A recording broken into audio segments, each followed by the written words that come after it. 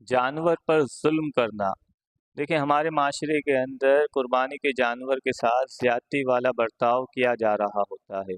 उमूमन नौजवान जो रात को लेके चलते हैं जानवरों को, आप देखेंगे कि कोई उसकी दुम खींच रहा होता है, कोई पीछे से मार रहा होता है, कोई पीछे से हॉर्न बजा रहा होता है। तो ये जानवर के साथ जुल्म करना है।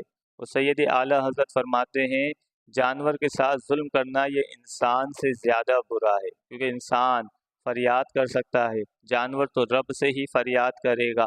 इसी तरह वक्त ज़िबा भी जानवर के साथ जुल्म वाला मामला होता है कि उसके सामने छुरी को तेज़ किया जा रहा होता है, उसके सामने दूसरे जानवर को ज़िबा किया जा रहा होता है।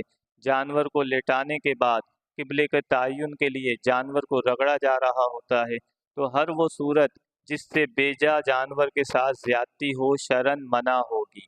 तो हमें चाहिए कि जानवर के साथ नरमी वाला बर्ताव करें। अल्लाह के रसूल ने फरमाया, ज़िबा में भी आसानी करो। तो सहाबा ने कहा, ज़िबा में आसानी क्या है?